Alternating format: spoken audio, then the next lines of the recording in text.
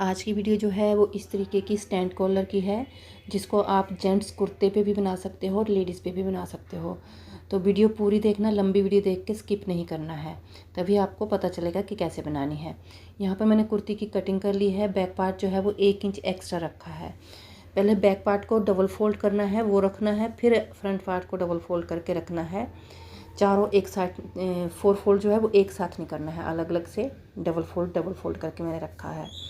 तो यहाँ पर जैसे हमारी शोल्डर है 15 इंच, तो हमने 16 इंच के हिसाब से निशान लगाना है कॉलर वाले, किसी भी कॉलर वाले गले के ऊपर। और पौना इंच का मैंने डाउन किया है। तो यहाँ पर जो गला है, गले की चौड़ाई मैंने 3 इंच रखी है। यहाँ पर भी आपने 3 इंच का निशान लगा देना है, बैक और फ्रंट दोनों के लिए।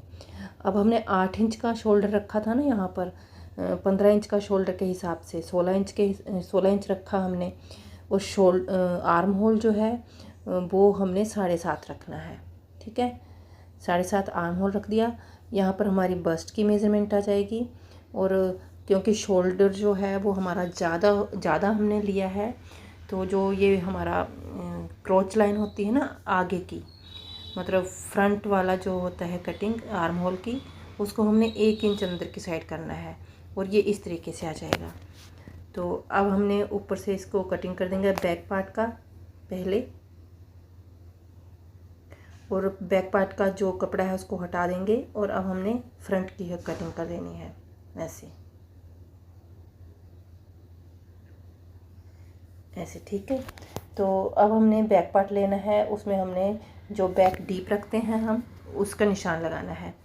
यहाँ पर आप बैक डीप जो है वो 1 इंच से ज़्यादा नहीं रखना है। 1 इंच से पौना इंच भी रख सकते हो और आधा इंच भी रख सकते हो। आधा से 1 इंच तक आपने डीप रखना है, मैंने 1 इंच रखा है। अब फ्रंट पार्ट जो है, ऊपर हमने 3 इंच की चौड़ाई ली है ना, और जो गहराई है वो हम 3.5 इंच की लेंगे। ठीक है, अगर किसी का जो गला है वो बड़ा साइज है, तो आप ऊपर की चौड़ाई जो है वो 3.5 और नीचे की 4 इंच तक ले सकते हो। ये जो है वो मीडियम, और ये मीडियम साइज़ के लिए है और स्मॉल साइज़ के लिए है। एक्सेल भी पहन सकते हैं, थोड़ा सा टाइट हो जाएगा।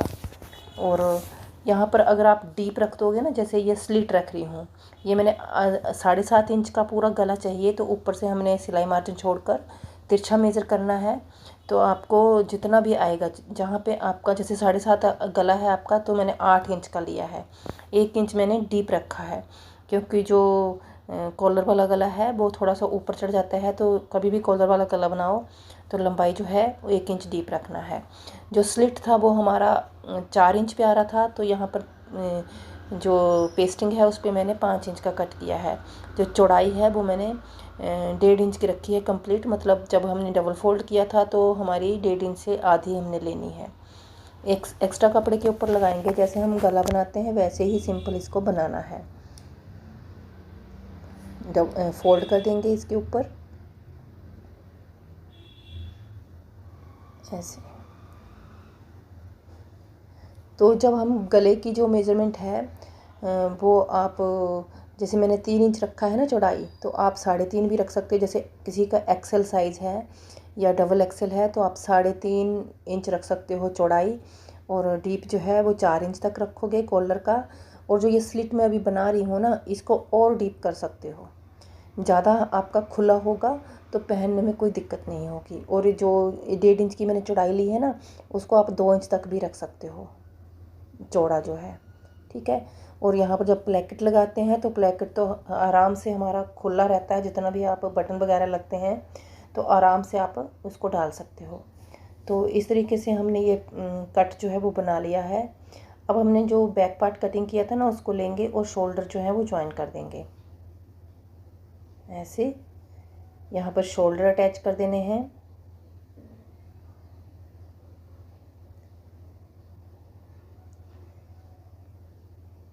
और अब हमने इसको ऐसे पकड़ना है। बैक पार्ट जो है डबल फोल्ड कर लिया, फ्रंट भी डबल फोल्ड कर लिया।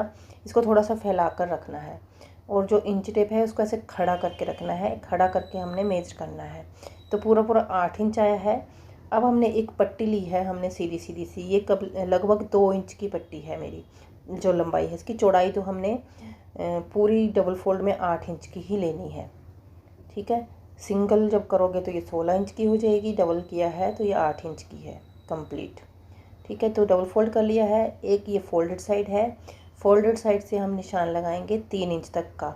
3 इंच, क्योंकि जो 3 इंच है वो हमारा बैक पार्ट है। ठीक है, तो यहाँ पर पहले जितनी हमें 1 इंच का निशान लगाया है मैंने। ठीक है, यहाँ 3 इंच का और उधर ऊपर की साइड को 1 इंच का। 1 इंच पे हमने इस तरीके से 3 इंच तक तो सीधा रहने देना है, उसके आगे हमने इसको हल्की सी ऊपर की साइड को शेप दे देनी है। अब यहाँ पर फिर से मेज़र कर लेंगे 8 इंच कहाँ पे आता है। ठीक है, अब ऊपर की साइड आएंगे, जहाँ पे 1 इंच का हमने उठाया हुआ है वहाँ पे हमने यहाँ पे लगभग 1.25 इंच आगे की तरफ को करना है। आधा इंच भी कर सकते हो, मैंने 1.25 इंच, आधा इंच किया है। और यहाँ पर 1.25 इंच के करीब करीब मैं इसकी चौड़ाई रख रही हूँ। इसकी चौड़ाई जो है जितनी कम हो उतनी मुझे तो अच्छी लगती है। कई लोग जो है वो 1.25 इंच की भी रख सकते हैं, वो भी ठीक ही लगेगी। मैंने 1.25 इंच की रखी है यहाँ पर। इस तरीके से इसको कटिंग कर देंगे। हल्का सा मतलब सेंटर जो है वो तो सेम जैसे हमने डबल फोल्ड लिया था वैसे ही है, सिर्फ जो खुली हुई साइड है वहाँ से हमने थोड़ा सा उठाना है 1 इंच तक। ठीक है, तो ये हमारी कॉलर आ गई है।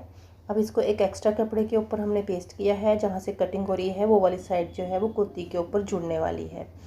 हल्के हल्के से कट लगाए। यहाँ पर आप ग्लू लगाकर इसको प्रेस कर देना ज़रूर। यहाँ पर स्टिच भी लगा सकते हैं, लेकिन फिर हमारी डबल स्टिच आ जाती है सामने की तरफ पे। तो यहाँ पर ग्लू लगाना है, अच्छे से प्रेस कर देना है जिससे ये चिपक जाएगी ऐसे। और ऐसे हमने इसको इसके ऊपर टर्न कर दिया है और अच्छे से इसको आयरन कर देना है। प्रेस करने के बाद ये इस तरीके से आ जाएगी हमारी, बिल्कुल पेस्ट हो गई है। अब इसको डबल फोल्ड कर दिया। आप अलग से कपड़ा भी लगा सकते हो, मैंने कपड़ा थोड़ा चौड़ा ले लिया था और उसी को मैंने फोल्ड कर दिया है। तो इस तरीके से हमने जो अंदर की एक साइड तो हमने प्रेस के साथ फोल्ड कर दी, अब जो दूसरी साइड है वहाँ पे हमने डबल फोल्ड में स्टिच लगाना है। ऐसे थोड़ी सी गुलाई जो लगाई है ना वहाँ तक ऐसे कर दिया। अब जहाँ पे अभी स्टिच लगाया है वहाँ पे हमने कटिंग कर देना है मार्जिन रखते हुए। अभी दूसरी साइड का कट नहीं किया है। ठीक है, यहाँ पर हल्के हल्के से कट लगाने हैं, क्योंकि इसको सीधा करेंगे। वो सब सीधा करेंगे तो कोई सिलाई नहीं लगानी है, सिर्फ प्रेस करना है। ऐसे नाखून के साथ भी आप इसको सेट कर सकते हो अच्छे से। तो ये प्रेस करने के बाद ऐसा आ गया। अब हमने जो फोल्ड किया था ना कपड़ा बुकरम पे, वहाँ से आगे हमने मार्जिन रखते हुए कट करना है। अब मैं यहाँ पर निशान भी लगा दूँगी जहाँ पे सिलाई करेंगे। यहाँ पे ये देखो, जहाँ पे निशान लग रहा है ना उसके आगे हमारा मार्जिन है और दूसरी तरफ तो कॉलर है जो हमने फोल्ड करी थी। तो ये हमारा इस तरीके से आ जाएगी। ठीक, तो अब हम कुर्ती के ऊपर इसको लगाते हैं। इसको सेंटर बना लेंगे। सेंटर में केवल इसलिए बना रही हूँ, जब हम कॉलर लगाएं तो ये सेंटर जो है बैक पार्ट के सेंटर तक आना चाहिए, सेंटर से मैच होना चाहिए, ताकि हमें पता चल जाए हमारी कॉलर जो है वो ठीक लग रही है। ठीक है, ये ऐसे आने वाली है। तो अब हमने कुर्ती जो है वो उल्टी रखी है और कॉलर जहाँ पे हमने पेस्टिंग नहीं लगाई है वो वाली साइड यहाँ पर अटैच करनी है। कुर्ती को उल्टा रखना है। ठीक है, यहाँ से अटैच करेंगे, बिल्कुल हल्के हाथ से, कोई कपड़ा खींचना नहीं है। कॉलर अगर आप मेज़र करते टाइम इसको बिल्कुल आराम से, बिल्कुल परफेक्ट मेज़र किया होगा ना, तो ये कभी भी कॉलर जो है वो ज़्यादा या कम नहीं होगी। ठीक है, तो जब मेज़र करोगे तब इसको अच्छे से मेज़र करना है। जब आप बुकरम पे कॉलर कटिंग कर लोगे ना, तो उसको भी आप कपड़े के ऊपर जो हमने कटिंग किया है वहाँ पे मेज़र कर सकते हो, ताकि कॉलर बनाने के बाद हमें निकालनी ना पड़े, उधेड़नी ना पड़े। ठीक है, जब सिर्फ आपने कटिंग की है तब भी आप निशान लगाए हैं तब भी आप मेज़र कर सकते हो कुर्ती को रख के। ठीक है, अब हमने सीधी साइड किया है और सीधी साइड में इसको टर्न करते हुए हमने स्टिच कर लेना है। तो जो सिलाई हमने अटैच करने में पहले लगाई थी ना, उसी सिलाई के ऊपर ये वाली सिलाई लगेगी। और अगर हमने ग्लू के साथ पेस्ट नहीं किया होता तो पहले भी सिलाई लगी थी और ये सिलाई एक और लग जाती, तो यहाँ पर डबल सिलाई हो जाती, या फिर निकालनी पड़ती एक सिलाई जो है।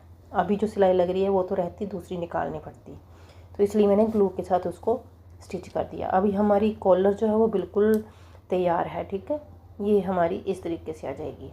जो भी अंदर की साइड अगर आपको झोल दिख रहे हैं तो ये बिल्कुल प्रेस के साथ चले जाएंगे। थोड़ा सा पानी स्टीम वाली प्रेस करना या पानी छिड़क लेना अगर स्टीम वाली नहीं है। बनने के बाद ये कॉलर ऐसी आएगी। Thank you for watching.